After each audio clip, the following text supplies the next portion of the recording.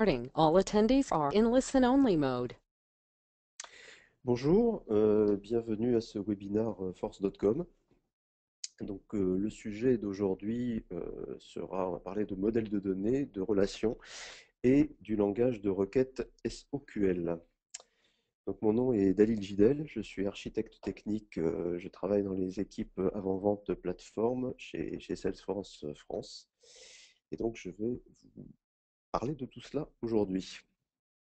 Pour les personnes qui connaissent Salesforce, je ne vais pas m'attarder trop longtemps sur ce slide. Grosso modo, l'idée principale est que si vous deviez prendre une décision d'achat d'une solution Salesforce, elle doit être prise sur des choses qui sont effectivement existantes et en production et pas des choses qui sont dans la roadmap. Mais tout ce que je vais vous présenter aujourd'hui existe et est en production. Alors, l'agenda sera divisé en deux parties. On va d'abord parler de modèles de données et de relations. Je commencerai par faire une comparaison entre Force.com et un SGBD relationnel classique. Donc, ça suppose que vous ayez quelques notions sur un certain nombre de choses. On parlera ensuite des types de relations et des jointures prédéfinies en Force.com. J'expliquerai ce dont il s'agit. Et ensuite, en deuxième partie, on verra comment les relations sont liées au langage SOQL, les différences entre le langage SOQL et le langage SQL des bases de données relationnelles traditionnelles, et comment est-ce que l'on effectue des requêtes sur les relations. Alors, ce dont je vais parler suppose quelques connaissances de base sur la partie force.com, préférable que vous soyez un petit peu familiarisé avec la notion d'objet. Qu'est-ce qu'un objet en force.com, même si je vais y revenir, comment on ajoute un champ et comment on navigue dans l'interface utilisateur de façon générale. Également, quelques connaissances sur des concepts de base, si je puis dire, des bases de données relationnelles, notion de table, notion de clé primaire étrangère, notion de jointure. Ça aidera grandement à comprendre ce dont je vais vous parler. Donc, on va commencer par le modèle de données et les relations. Alors, sous force.com, on ne parle pas de table, on parle d'objet. Le nom technique, c'est S-Object, c'est le nom technique qu'on retrouve dans la documentation. Cela dit, un objet force.com représente en fait une structure qui est très similaire à une table dans une base de données relationnelle classique. Donc, on va gérer des champs et dans la table, dans l'objet, on va stocker des enregistrements. Les objets force.com sont extensibles, dans le sens où on peut évidemment ajouter des champs. En fonction des types d'édition Salesforce que l'on utilise, on peut ajouter un certain nombre de champs. Chaque objet, évidemment, est requêtable et modifiable, et on peut définir des relations entre objets, et j'y reviendrai. Et donc, en fait, avec chaque objet vient un certain nombre de fonctions natives. Par exemple, quand on découvre force.com, c'est ce qui est le plus frappant, c'est que l'IHM, qui permet d'accéder à l'objet, de créer des enregistrements, de saisir des données, est créé automatiquement par la plateforme. On peut ensuite modifier un petit peu les dispositions des champs à l'écran, mais pour commencer à utiliser effectivement un objet, à rentrer des données dans force.com, on n'a pas besoin de développer des écrans particuliers. Tout ce qui concerne la sécurité, donc les notions de CRUD, Create, Request, Update et Delete, est également gérée au niveau de l'objet. Quand on définit un objet, on passe par un assistant, un certain nombre d'écrans qui permettent, entre autres, de définir par profil utilisateur les règles d'accès à l'objet. Et la granularité descend jusqu'au niveau des champs. Et on va gérer également, évidemment, les accès aux enregistrements eux-mêmes. Donc, qui a droit de voir quoi et on va passer, je ne vais pas m'étendre sur les notions de sharing model et de hiérarchie des rôles, mais chaque objet, en fait, sur chaque objet, on va définir à la fois les droits de visibilité sur l'objet lui-même et les droits de visibilité sur les enregistrements. Et autre fonction qui est nativement exposée, c'est que chaque objet est directement accessible via les API, que ce soit l'API REST ou l'API SOAP. Il n'y a rien à faire au niveau de l'API pour pouvoir, par un appel API, que ce soit en REST ou en SOAP, créer un nouvel enregistrement, faire une requête, modifier, etc. Donc, un certain nombre de fonctions natives qui sont embarquées avec chaque objet. Alors, dans Salesforce, on va distinguer deux types d'objets, ce qu'on appelle les objets standards, qui sont principalement les objets liés aux solutions CRM Salesforce. Donc, on va retrouver certains objets qui sont propres au CRM. Le compte et le contact sont des objets qui sont en fait transverses à toute solution, c'est-à-dire qu'ils sont présents dans le CRM, mais si vous n'utilisez pas le CRM Salesforce, si vous utilisez uniquement la partie force.com et que vous développez vos propres applications, les objets standards compte et contact sont disponibles. Il y a un certain nombre d'autres objets standards qui sont disponibles pour les utilisateurs non CRM, mais sinon l'essentiel des objets standards comme piste, opportunité, demande, etc., produits, sont liés au CRM, y compris par exemple le nouvel objet order, donc commande, qui est disponible depuis la version Spring 14, donc depuis quelques temps, et qui est lié au CRM. Et sur chaque objet standard, eh bien, on va trouver un certain nombre de champs standards préexistants.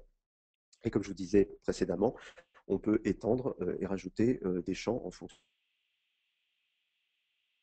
de l'édition que l'on possède. Et ensuite, on va pouvoir créer des objets personnalisés. Alors, ces objets personnalisés, j'ai indiqué ici le nom interne de ces objets.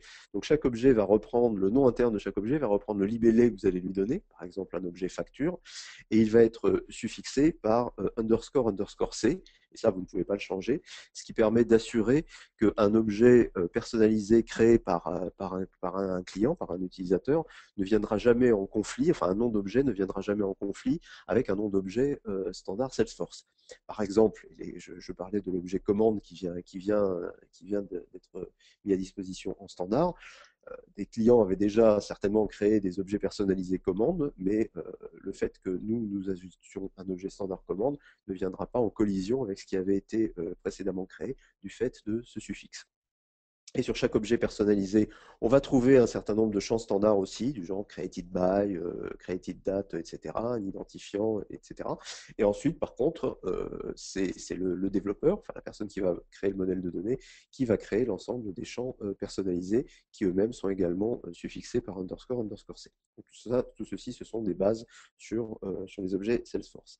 Et entre objets, on va pouvoir créer des jointures. Et là, on touche du doigt une première particularité de la base de données force.com, c'est que par rapport à un GBD relationnel classique, les jointures doivent être prédéfinies. Quand vous faites sous Oracle, par exemple, vous pouvez exécuter une jointure, effectuer une jointure à l'exécution en SQL. Il suffit que vous preniez dans les deux tables que vous voulez joindre deux colonnes de même type et vous faites where colonne A égale colonne B, ou bien supérieur à colonne B, etc. Donc au runtime, vous générez la jointure. Vous pouvez aussi la créer dans une vue. Quand vous créez une vue, pareil, sous Oracle, vous pouvez implémenter une jointure.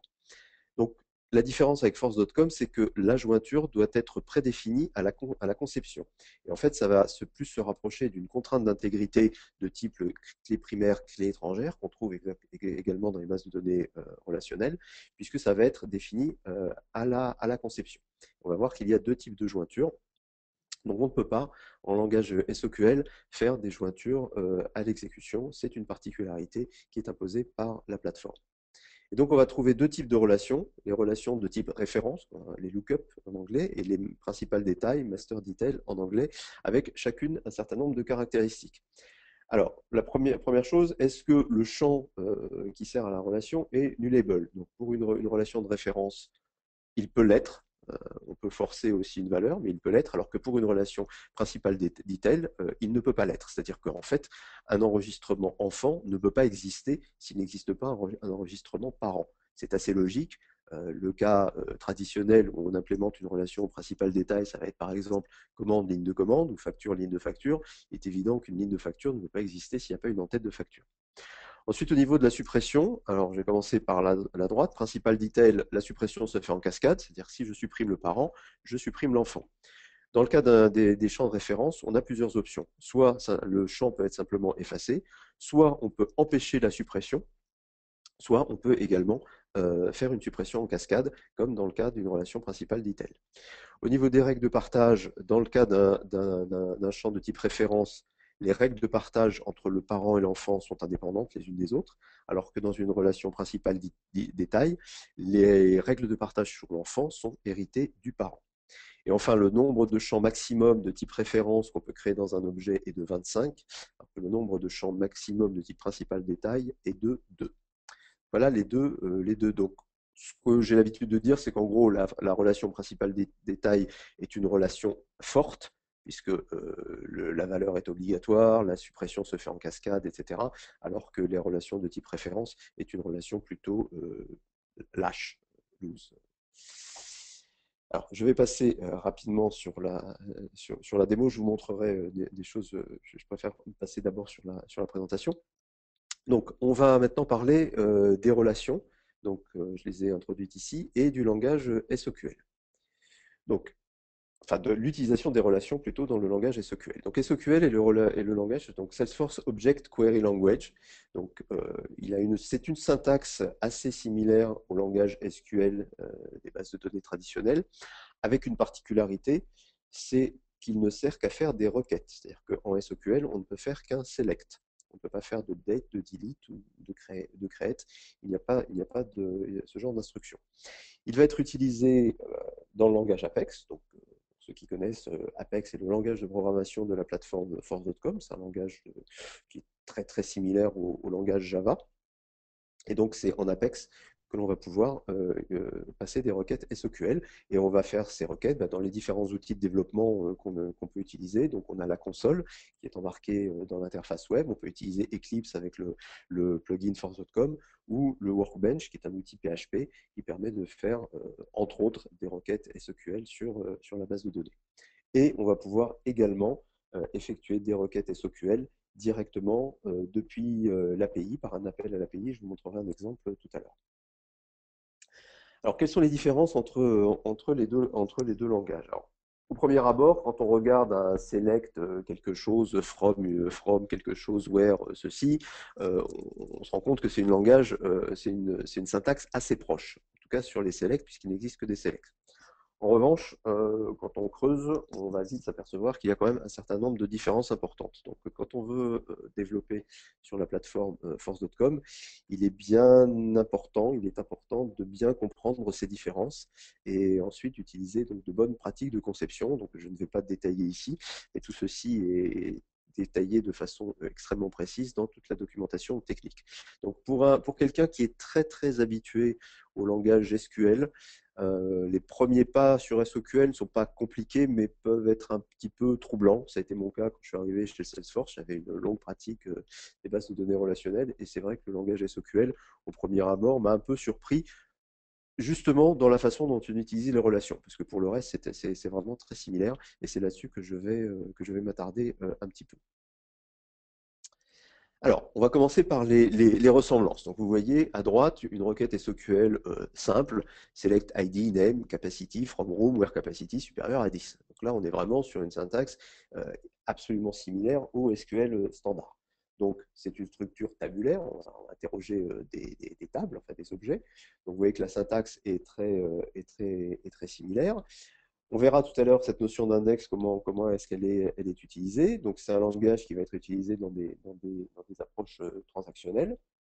On va pouvoir l'utiliser au sein de triggers, exactement comme dans une base de données Oracle, par exemple, où on va pouvoir créer un trigger en langage PLSQL dans lequel on va passer des selects. Donc, un certain nombre quand même de similarités. Au début, tout ça assez ressemblant. Après, il y a un certain nombre de différences qui sautent aux yeux. On ne peut pas faire de select étoile, par exemple. Comme je vous disais aussi tout à l'heure, on ne peut pas faire d'update, on ne peut pas faire de delete, et on n'a pas de langage de définition de données, c'est-à-dire qu'on ne peut pas faire de create table comme on le fait en SQL. On ne peut pas créer non plus de view, comme on peut le faire en SQL sous Oracle par exemple. Et comme je disais, c'est lecture seule, donc select uniquement. L'accès aux index, comme on ne crée pas d'index explicitement sous Salesforce, l'accès aux index va être en fait limité par la plateforme.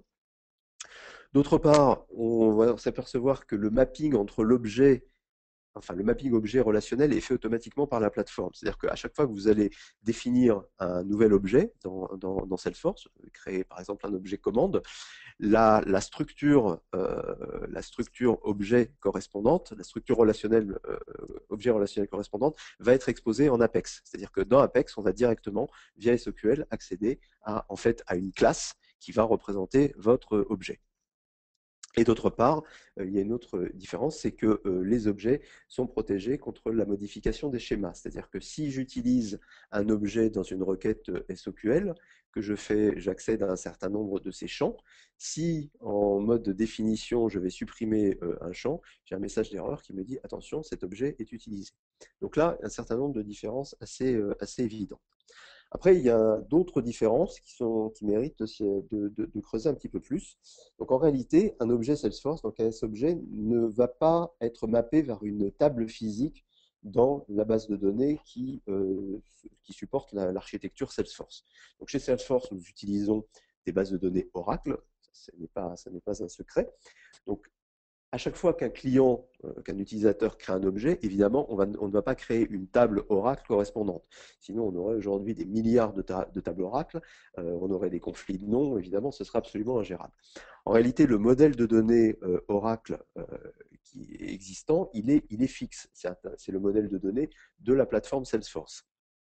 Et de même qu'on stocke évidemment les données de nos clients dans ces tables, on va stocker aussi les métadonnées, c'est-à-dire que la définition des tables, la définition des objets va être en réalité stockée dans des tables Oracle. Donc nous, on a un modèle de données fixe d'une dizaine de tables, qui sont évidemment toutes énormes, comme vous pouvez vous en douter, mais ce modèle de données est fixe. Et en fait, c'est votre application qui, à partir des identifiants, va reconstituer en permanence votre propre modèle de données à partir des requêtes qu'elle va faire sur la base de données Oracle.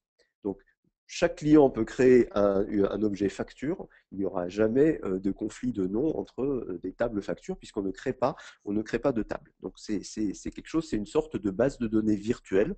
Alors, je fais très attention avec ce terme de virtuel. Il ne faut pas prendre ça comme de la virtualisation au sens VMware ou autre, mais c'est un petit peu ça, c'est-à-dire qu'on va vous allez créer votre propre modèle de données qui va être complètement indépendant à la fois de notre modèle de données physique à nous, le modèle de données physique de la plateforme Force.com, mais également du modèle de données virtuel de tous les autres clients. Donc, les relations elles-mêmes, donc les relations entre deux objets, vont être stockées comme des métadonnées. Tout est stocké en fait dans des métadonnées. Et si vous avez déjà utilisé Eclipse pour faire du développement et que vous avez dans Eclipse importé la totalité des structures Salesforce et que vous regardez par curiosité, vous verrez en fait des documents XML et que vous verrez que chaque structure, que ce soit les objets, que ce soit les workflows, que ce soit les processus d'approbation, sont stockés sous forme de définition XML, donc de métadonnées. Donc, ces relations, qui sont des jointures prédéfinies, sont aussi stockées comme des métadonnées. Et donc, elles vont impliquer une syntaxe propre, et c'est là que je voulais en venir, une syntaxe propre aux requêtes sur les relations. C'est ce qu'on va voir tout de suite après. D'autre part, une autre différence importante entre le SQL et le SOQL, c'est que les requêtes SOQL vont être monitorées. Alors attention à ce terme, on ne va pas surveiller fonctionnellement quelles sont les données ramenées par nos clients. Et bien entendu, nous n'accédons pas aux données de nos clients, mais par contre, on va monitorer l'usage, on a un certain nombre de limites, ce qu'on appelle les governor limits, qui permettent de garantir la stabilité de la plateforme, et on va s'assurer que les requêtes SOQL, enfin on va s'assurer, des processus automatiques vont s'assurer que les requêtes SOQL ne dépassent pas ces limites et ne mettent pas en péril la stabilité de la plateforme. Donc c'est ce qu'on appelle ces governor limits. On va retrouver également des limites dans les appels, dans le nombre de requêtes qu'on peut passer par exemple dans un appel à l'API batch, l'API bulk. Donc ce qui impose un certain nombre de bonnes pratiques, mais qui, en contrepartie, garantit à nos clients que la plateforme Salesforce restera stable avec des performances constantes, sans risque qu'un développeur dans un coin aille mettre ça en péril. L'exemple classique sur lequel tombent la plupart des débutants sous Apex et qui font des requêtes SOQL, ça a été mon cas. Vous savez que dans Apex, vous pouvez créer des boucles for, loop, etc. Et si dans une boucle, vous mettez une requête SQL, au bout de 100 itérations de cette boucle, vous allez avoir un message d'erreur. Pourquoi? Parce qu'on considère que le développeur peut faire une erreur de programmation, mal maîtriser les conditions de sortie de sa boucle et potentiellement faire une boucle infinie. Et donc, si la requête SQL est exécutée au sein de la boucle, va faire des requêtes SQL infinies. Il faut savoir que, comme je vous le disais, vu qu'un objet va être en fait éclaté, si je puis dire, dans un certain nombre de tables de la base de données Oracle, à la fois la définition de l'objet et ses données, chaque requête SQL va correspondre en moyenne à une vingtaine d'ordres SQL au niveau de la base de données Oracle. C'est-à-dire que quand vous faites une requête sur un compte Salesforce, derrière, ça génère en moyenne une vingtaine de requêtes sur notre base de données relationnelle. Donc vous imaginez bien qu'on est très très vigilant à ce qu'il n'y ait pas des choses qui partent comme ça à l'infini. Donc je vous disais qu'au bout de 100 requêtes SQL, ça bloque. Il faut voir que donc c'est en fait 100 multiplié par 20 pour avoir le nombre de requêtes SQL correspondantes. Donc, ça implique des bonnes pratiques de programmation, ce qui veut dire que, par exemple, dans ce cas précis, on va faire sa requête SQL à l'extérieur de la boucle, on va mettre le résultat dans une liste, et dans la boucle, on va faire des itérations et on va traiter la liste, ce qui fait que la requête SQL sera exécutée une seule fois, et par contre, tout le traitement va se faire dans la boucle sur la liste, ce qui fait que fonctionnellement, on n'est pas limité, mais ça implique une bonne pratique de programmation. Donc là, ça devient des différences un petit peu particulières. Alors, vous avez vu tout à l'heure, quand je parlais d'objets custom et de champs custom, ce suffixe underscore underscore C. Donc, underscore underscore C représente le suffixe d'un objet ou d'un champ custom.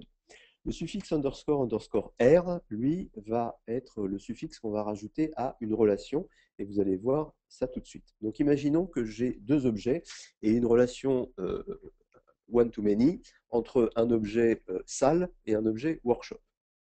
Donc, une salle peut accueillir plusieurs workshops.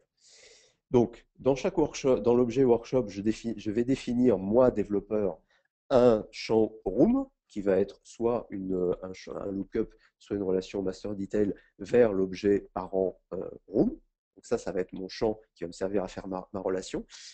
Mais derrière, la plateforme va générer une relation qui va s'appeler room R et qui va être de type room C.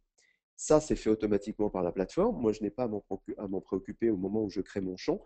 Par contre, je vais devoir m'en préoccuper au moment où je vais vouloir faire des requêtes du parent vers l'enfant ou de l'enfant vers le parent. C'est ce qu'on va voir tout de suite. Donc, je vais avoir également de l'autre côté, du côté du parent, je vais avoir un autre type de relation, enfin une autre relation, qui va être cette fois-ci toujours suffixée par R, mais vous vous rendez compte que dans le cas précis, si j'ai utilisé ces noms workshop et room, ici, room, R, room est au singulier, alors que côté room, workshops R, j'ai bien workshop au pluriel, puisque j'ai une room, plusieurs workshops. Inversement, un workshop, une seule room. Donc, room R, la relation de l'enfant vers le parent au singulier. Workshops R, la relation du parent vers l'enfant au pluriel, ça va être une liste, puisque c'est une relation one-to-many. Comment je vais utiliser ça? Alors, si je veux faire maintenant une requête donc, sur une relation, et c'est là que quelqu'un qui a l'habitude du langage SQL peut être un petit peu troublé au début, c'est qu'en fait, je vais devoir utiliser le nom de cette relation, comme vous voyez ici, dans mon select. Donc, si je pars de mon enfant, vers mon parent, donc je vais rechercher mes workshops ici. Donc, je vais interroger mes workshops et je vais ici utiliser le nom de la relation roomR.id, pour récupérer l'identifiant de la salle dans laquelle a lieu le workshop. Même chose, roomR.capacity va me donner l'identifiant, la capacité, le nombre de places de la salle. Et vous voyez sur la droite un exemple de résultat, donc de la requête passée ici. Donc, je vais récupérer l'identifiant du workshop. Donc, je suis dans le workshop, je suis dans l'enfant, je pars bien de l'enfant. Je fais from workshop. Donc, l'identifiant interne du workshop, le nom du workshop, yoga pour les débutants, l'identifiant interne de la salle dans laquelle se déroule le workshop, je n'aurais pas forcément en avoir besoin. Okay. Et ici, je vais récupérer Donc ici, pardon, c'est l'identifiant de mon champ relation. Et ici, l'identifiant de la salle et également le nombre de places dans la salle. Donc je récupère ici les champs du parent. Donc ça, c'est assez particulier, c'est quand je fais une requête de l'enfant vers le parent. Inversement, si je fais une requête du parent vers l'enfant, là, en fait, je vais utiliser une sorte de select imbriqué. Donc, vous voyez ici, je pars de l'objet room, qui est le parent. Je veux rechercher tous les workshops, le statut, les identifiants et les statuts des workshops de tous les workshops qui ont lieu dans les salles dont la capacité est supérieure à 10. Donc, en fait, ici, pour descendre au niveau de l'enfant, je vais imbriquer un select ici, from workshops R, qui est la relation du parent vers l'enfant. Et ça va me ramener l'identifiant du workshop et le statut du workshop, comme vous pouvez le voir sur la partie droite. Voilà, c'est la seule particularité. Une fois qu'on en a fait une dizaine, on est très très vite familiarisé avec ce genre de choses. C'est la seule particularité qui peut un petit peu troubler les développeurs SQL quand ils attaquent le SOQL. Ensuite, je peux utiliser également dans mon prédicat, donc dans ce qui suit ma clause where, je vais pouvoir utiliser également le champ de la relation. C'est-à-dire que je vais pouvoir filtrer, par exemple, comme vous le voyez ici, je pars toujours du workshop, donc là je suis dans une requête qui part de l'enfant et qui remonte vers le parent, mais je veux filtrer sur le parent. Donc je vais rechercher uniquement les parents dont la capacité est supérieure à 8 et je vais utiliser pour ça le nom de la relation roomR.capacity.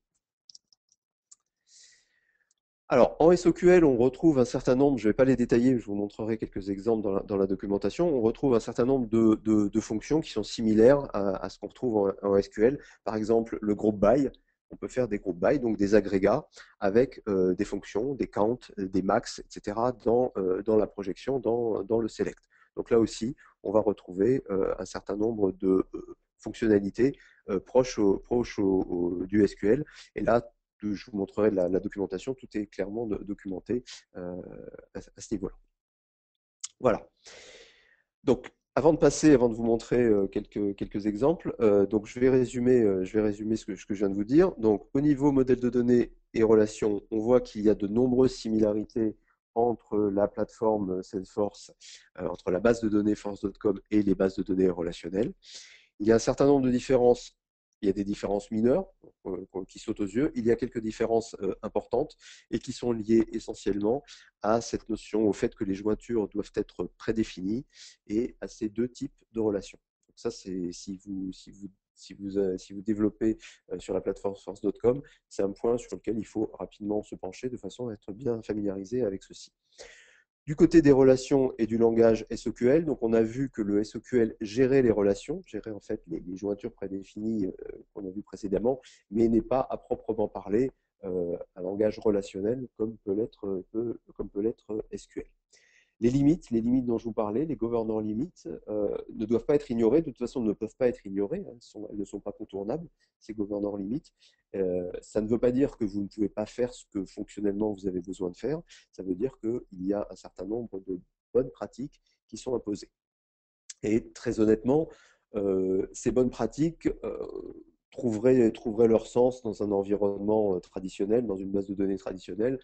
J'ai une certaine expérience des bases de données Oracle et on peut voir les dégâts que peuvent faire des requêtes SQL mal écrites, des produits cartésiens, des choses comme ça. Ça peut mettre une base de données Oracle ou autre par terre et c'est des choses qu'aucun DBA ne souhaite voir. La bonne nouvelle, c'est qu'avec force.com, ça ne peut pas arriver puisqu'en fait, ces governor limites tournent en permanence et empêchent ce genre de choses d'arriver. Donc, ça impose de bonnes pratiques. Donc, ça implique qu'un développeur va se documenter, va apprendre à utiliser ces relations et ce langage SOQL, mais elles ne peuvent pas être ignorées. Cela dit, les bonnes pratiques de conception qu'on va retrouver quand on modélise, quand on crée un modèle de données dans une base de données relationnelle, la plupart vont encore s'appliquer, mais elles peuvent être revues à la lumière de ce que je viens de vous expliquer. Je vous invite, pardon, j'avais un dernier Un dernier slide. Donc, je vous invite aussi à consulter donc, notre documentation sur notre site développeur où vous allez trouver, je vais vous montrer des exemples tout de suite, vous allez trouver des articles extrêmement détaillés. Par exemple, le premier que je vais vous montrer, de SQL à SOQL, un guide aussi détaillé de SOQL et SOSL. Alors aujourd'hui, je n'ai parlé que de SOQL, Salesforce Object Query Language, donc qui permet de faire des requêtes sur les champs d'objets. Par contre, il existe aussi un langage de requête qui s'appelle SOSL, Salesforce Object Search Language, donc lui qui permet de faire de la recherche plein texte. C'est-à-dire que je ne vais pas aller rechercher le contenu d'une colonne, d'un champ pardon, en particulier, je vais faire une recherche plein texte sur l'ensemble de mon environnement Salesforce. Quand vous faites une recherche depuis l'écran de recherche Salesforce, c'est le moteur SOSL en fait qui est exécuté. Donc c'est de la recherche plein texte. Je vais y compris aller chercher dans du contenu, dans des documents par exemple. Donc là, vous avez un guide détaillé sur les deux langages de requête que sont de recherche et de requête que sont SOQL et SOSL. Un article très intéressant sur l'architecture partagée, le modèle multi-tenant, et qui explique justement la nécessité de mettre en place un certain nombre de limites pour garantir la stabilité de la plateforme. Ces limites qui sont détaillées de façon absolument précise et un article plus général sur l'architecture multi-tenant. Justement, on va regarder ça. Je vais également me connecter à, je vais montrer quelques nombre d'exemples.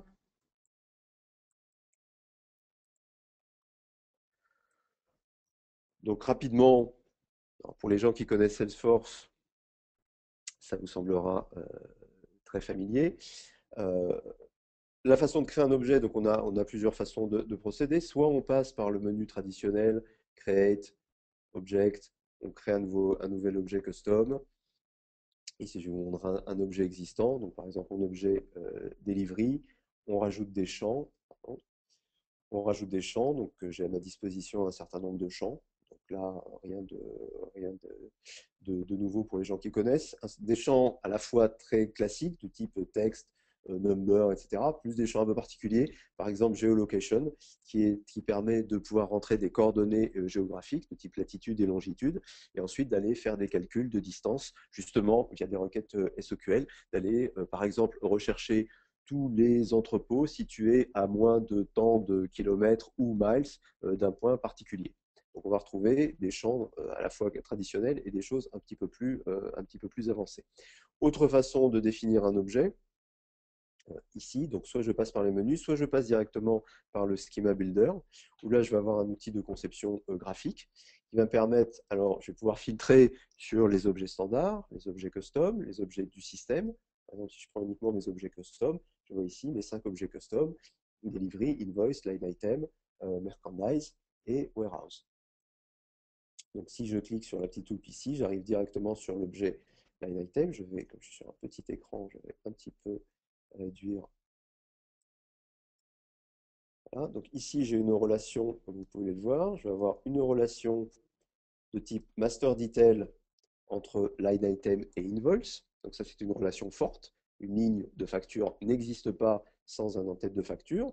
Par contre, je vais avoir une relation de type Lookup entre Line Item et Merchandise. Donc ma table d'articles, ma ligne ici va aller rechercher un article. Ici, j'ai décidé de mettre une relation de type Lookup, donc une relation faible. Donc ici, dans l'outil de modélisation, vous voyez qu'elles sont représentées de couleurs différentes, rouge, enfin grenat pour le master detail, bleu pour le lookup.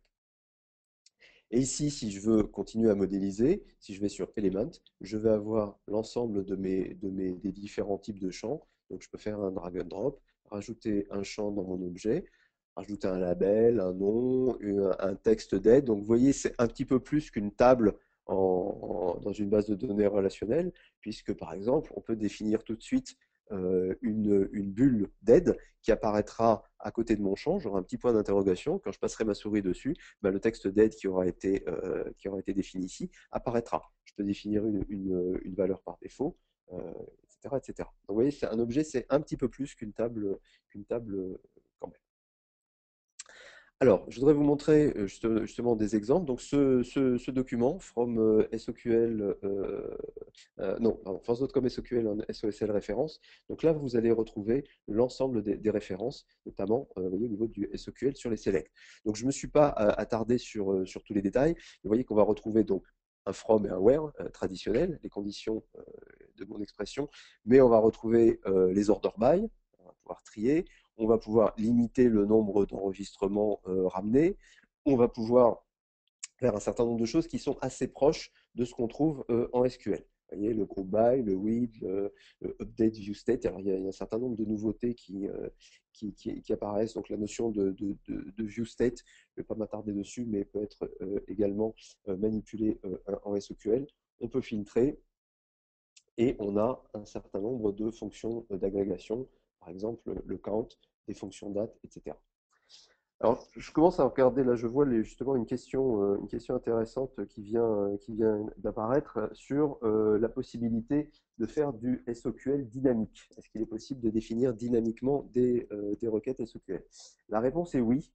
Et c'est une question à laquelle je m'attendais. Et justement, voilà, dynamique SOQL.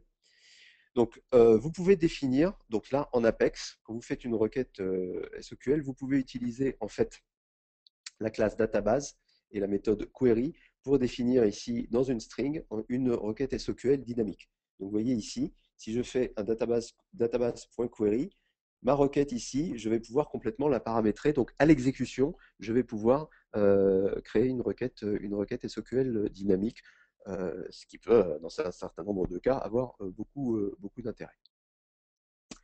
Autre question que je vois, et je l'avais mentionné, sur la possibilité de faire du SOQL depuis l'API. Et là aussi, comme je vous le disais en introduction, donc effectivement, on peut passer des requêtes SOQL dans les API. Alors, dans l'API REST, on va passer ça dans l'URL. On va rajouter ici, comme vous voyez ici, donc si vous n'êtes pas familier avec l'API REST, donc en fait, on a des URL, service data, un numéro d'API, puisque les API sont versionnées, et on peut utiliser des API de version précédente. Et si je passe ici query slash et ensuite le paramètre Q, derrière mon paramètre ici, je vais pouvoir passer une requête SOQL. Là, dans ce cas-là, j'effectue la requête à partir de ces URL. Donc, ne tenez pas compte de ce qui apparaît ici. Le -h authorization, c'est mon token qui permet de m'authentifier. Ce qui est important ici, c'est ce que vous voyez là. C'est dans ma requête, dans mon URL, de passer ici une requête SOQL avec évidemment les espaces séparés par des plus. Alors, une autre question, comment peut-on implémenter une clause where comparant par exemple deux champs date? Faut-il créer à chaque fois un champ formule? Non, il ne faut pas créer un champ formule. Deux champs date, alors je ne sais pas s'il s'agit de deux champs date sur un même objet ou deux champs date sur des objets différents. Enfin, l'approche va être différente. Mais en fait, il n'est pas nécessaire de créer à chaque fois un champ formule. Deux champs date. Alors on peut faire, je vous disais qu'on ne pouvait pas faire de jointure, alors si, alors je vais revenir là-dessus, on ne pouvait pas faire de jointure, par contre on peut faire bon, pour ceux qui sont familiarisés, des semi-joints et des anti-joints. Alors voilà, on peut filtrer, alors où est-ce que c'est documenté? Là c'est sur les filtres booléens, il faudra regarder la documentation, mais on peut pas faire de jointure, mais on peut faire des supérieurs ou égales ou différents. Donc c'est documenté ici. Donc vous verrez la partie semi-joint et anti-joint des requêtes SOQL. Je continue sur mon API parce que là j'ai montré l'API REST. Il y a également l'API SOAP. Donc vous pouvez également faire des requêtes. Donc dans l'API SOAP, alors c'est un petit peu plus lourd. L'API SOAP est forcément un peu plus lourd à manipuler que l'API REST. Donc là vous allez définir en fait instancier un query result et derrière, donc vous aurez d'abord préalablement instancier une connexion et vous allez utiliser la méthode query et passer derrière une chaîne contenant votre requête. Et alors, il doit y avoir un exemple ici. Alors, il y a un exemple en Java. Donc, vous voyez ici, je vais implémenter, si je la retrouve bien, alors je vais regarder le query result, voilà, ici. Donc j'ai instancié un nouveau query result ici. Donc query result, c'est une classe qui va être générée à partir du WSDL Salesforce. Quand vous allez importer votre WSDL, alors selon que vous faites du Java ou un langage .NET, le processus va être un petit peu différent. En .NET, par exemple, sous Visual Studio, vous créez une web référence, vous apportez votre WSDL comme une web référence, et automatiquement, toutes les structures, toutes les classes et toutes les méthodes fournies par le WSDL sont générées par l'environnement Visual Studio. Donc, vous voyez un exemple ici, c'est pareil. Ici, je vais me retrouver avec une classe queryResult. Donc, j'instancie un nouveau queryResult, et de la même façon, ici, j'aurai instancié, alors ici, ils l'ont appelé connection en C#, on va l'appeler binding. Donc mon binding, c'est en fait ma connexion que je dois définir préalablement à l'utilisation. Et ici, derrière, eh ben, dans mon query result, j'utilise la méthode query de mon binding et je passe derrière ma requête. Alors, autre question. Select from where date supérieure à date. Ah, d'accord, oui, oui, je comprends. Oui, je comprends mieux la question. Select from where date supérieure à date 2 plus 7. Alors, effectivement, on peut le faire par un champ formule, mais on peut le calculer aussi en Apex. Alors, je ne vais pas vous faire le code là en direct parce que ça prendrait peut-être un petit peu de temps, mais vous avez la deux possibilités. Soit vous le faites dans un champ, par un champ formule, comme vous le disiez dans votre question, soit vous pouvez faire ça aussi en Apex. Je vais noter la question, je vous enverrai un exemple qui permet de faire ça en Apex sans passer par un champ formule. Je ne vais pas vous le faire en direct parce que ça peut ennuyer un petit peu l'assistance. Alors, on a une autre question. Comment créer une relation M2M? Ah oui, bonne question. Bah, exactement comme dans une base de données relationnelle. Donc, relation M2M, dans la démonstration, enfin dans la présentation, je vous présentais l'exemple de relation one-to-many. Si on veut faire une relation many-to-many, imaginons par exemple que alors je vais avoir une session de formation. Il va y avoir plusieurs participants. Donc, une session de formation va pouvoir accueillir plusieurs participants, mais un participant peut aussi participer à plusieurs sessions de formation. Donc, si j'ai créé un objet session de formation et un objet participant, entre les deux objets, je vais vouloir créer une relation many-to-many. Donc, de la même façon qu'en SQL, on va créer en fait une table intermédiaire entre les deux objets. Dans Salesforce, on va créer un objet intermédiaire donc qui pointera via un lookup ou via une relation master detail vers chacun des objets, ce qui me permettra d'implémenter une relation many-to-many entre mes deux objets. Je vois alors une autre question. Combien de niveaux principal detail peut-on créer? Alors, je vous ai dit qu'on pouvait créer, effectivement, je ne l'ai pas précisé. On peut créer 2 champs principal detail. Par contre, on peut créer 3 niveaux maximum de relations principal detail. C'est-à-dire que je peux avoir un parent, enfin un grand-parent, un parent et un enfant. Je peux avoir comme ça 3 niveaux de principal detail.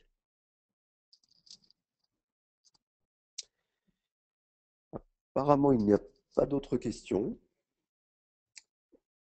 Donc je vais conclure. J'espère que cette présentation vous aura appris des choses. J'espère que vous aurez découvert, alors pour ceux qui ne connaissaient pas du tout, j'espère que c'est une découverte riche. Pour ceux qui connaissaient, j'espère que vous aurez quand même découvert un certain nombre de choses. Donc je reviens très très rapidement sur ma présentation, mais c'est juste pour vous indiquer que donc, notre prochain webinar aura lieu le 20 mai. Donc là, il s'agira d'une introduction au développement d'applications mobiles avec la plateforme Salesforce One sans code. Donc pour ceux qui ont suivi l'actualité de ces derniers mois, Salesforce One, et c'est deux choses. D'ailleurs, j'expliquerai ce qu'est exactement. Il y a la plateforme et il y a l'application. Et donc la plateforme Salesforce One permet de créer des applications mobiles ou d'étendre l'application mobile Salesforce One sans écrire une seule ligne de code. Mais je ne vais pas tout dévoiler aujourd'hui et je vous donne donc rendez-vous au 20 mai. Merci beaucoup, je vous souhaite une très bonne journée et à bientôt.